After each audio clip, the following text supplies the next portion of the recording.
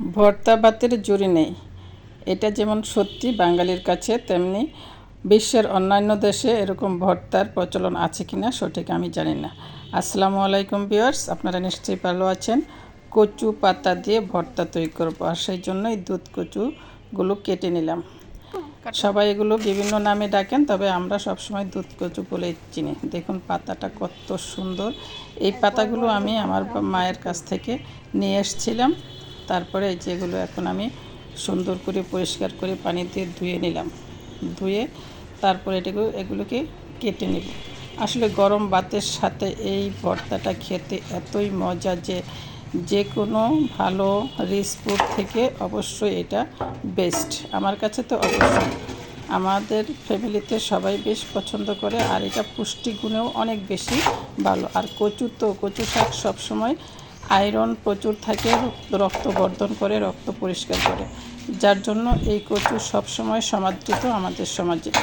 তো এখন আমি এই কচু শাকগুলোকে সুন্দর করে একটা কড়াইতে সিদ্ধ দিয়ে দেব। এই যে উঠিয়ে নিলাম, যেহেতু আমি আগেই ধুয়ে নিয়েছি তার জন্য আর ধোয়ার প্রয়োজন হবে না। এখন আমি এটা চুলোয় বসাই দিব। দিয়ে দিলাম কিছু কাঁচা মরিচ, সাথে দিব রসুনের কোয়া এবং কাঁচা পেঁয়াজ, একটু লবণ দিয়ে দিলাম। আর এটা এখন একটু ঝালের জন্য শুকনো মরিচ দিয়েছি।